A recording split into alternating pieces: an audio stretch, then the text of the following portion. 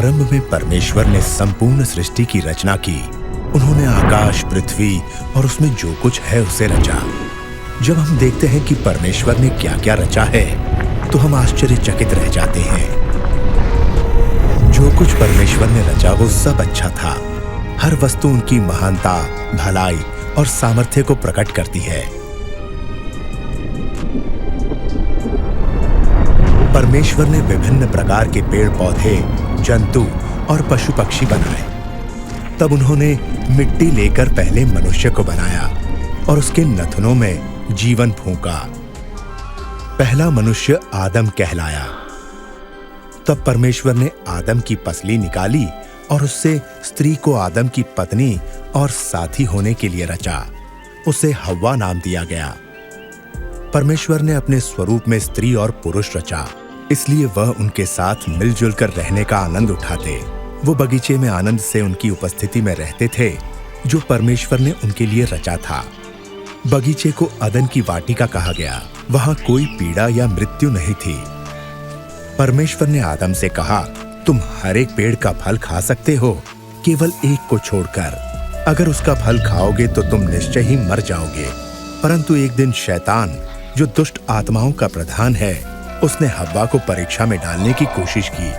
उसने फल तोड़ा और कुछ खाया और उसने अपने पति को भी खिलाया।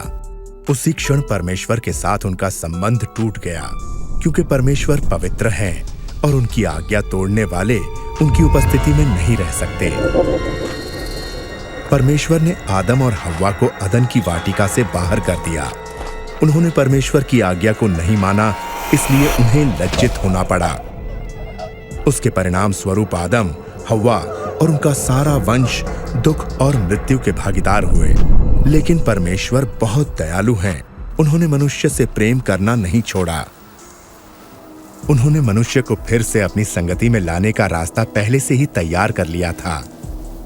पवित्र शास्त्र में परमेश्वर ने अपनी इस योजना को प्रकट किया, जिसके द्वारा वे मनुष्य को उस दंड से जिसके वे लायक हैं बचाएंगे और उनके पाप और लज्जा को दूर करके अपनी संगति में वापस लाएंगे। भविष्यवक्ता अब्राहम पर उन्होंने अपनी इस योजना का एक भाग प्रकट किया। अब्राहम ने परमेश्वर पर विश्वास किया और उनका आदर किया। परमेश्वर ने उसे आशीष देने की प्रतिज्ञा की और कहा कि उसके द्वारा वो सब राष्ट्रों के लोगों को आशीष देंगे। परमेश्वर ने उससे प्रतिज्ञा की कि वे उसके वंश को सागर तट की रेत के कणों और आकाश के तारों के समान कर देंगे। अब्राहम ने परमेश्वर पर विश्वास किया और परमेश्वर ने उसके इस विश्वास के कारण उसे धर्मी ठहराया और लोगों ने उसे परमेश्वर का मित्र माना।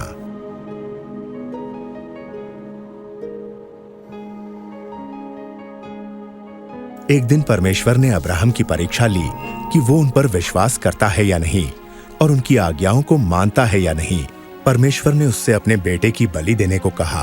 अब्राहम जानता था कि इस एक पुत्र के द्वारा परमेश्वर ने वादा किया है कि वो उसे बहुत बड़ा वंश देंगे। फिर भी उसने परमेश्वर पर विश्वास किया और उनकी आज्ञा मानी, इसलिए अपने बेटे को परमेश्वर के लिए बलि चढ़ाने की तैयारी कर ली। अब्राहम ने अपना खंजर उठाया, लेकिन तभी परमेश्वर ने कहा, अब्राहम, बालक को नुकसान ना पहुंचा। मैं जानता हूं तू मेरा भय मानता है और मेरी आज्ञाओं को मानने के लिए तैयार है। तब अब्राहम ने अपने पास एक मेंढा देखा जो अपने सींग से झाड़ियों में फंसा हुआ था। अब्राहम ने उस मेंढे को लिया जो परमेश्वर ने दिया था और परमेश्वर के लिए उसे अपने पुत्र के बदले बलि चढ़ाया।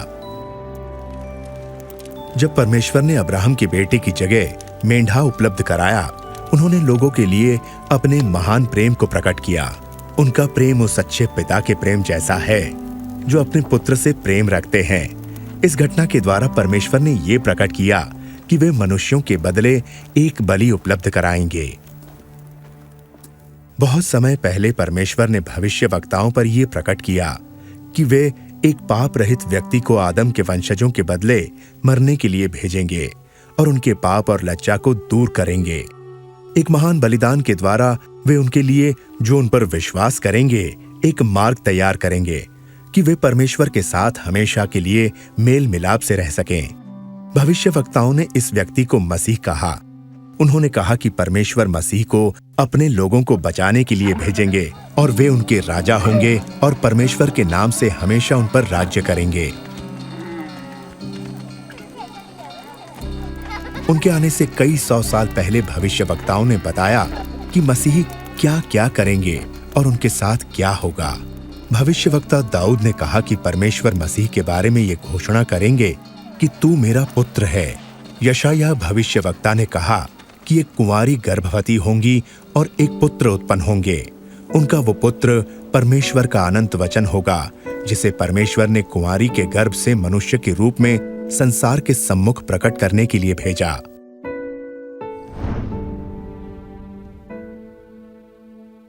भविष्यवक्ताओं ने यह भी लिखा कि मसीह का जन्म बैतलहम में होगा। उन्होंने भविष्यवाणी की कि वो यरूशलेम में उनके राजा के रूप में प्रवेश करेंगे। उन्होंने ये भी लिखा कि 30 चांदी के टुकड़ों के बदले उनका एक नजदीकी मित्र उन्हें धोखा देगा। भविष्यवक्ताओं ने कहा कि मसीह अपने जीवन का बलिदान करेंगे, लेकिन परमेश्वर तीसरे दिन उन्हें मृतकों से जीवित कर देंगे।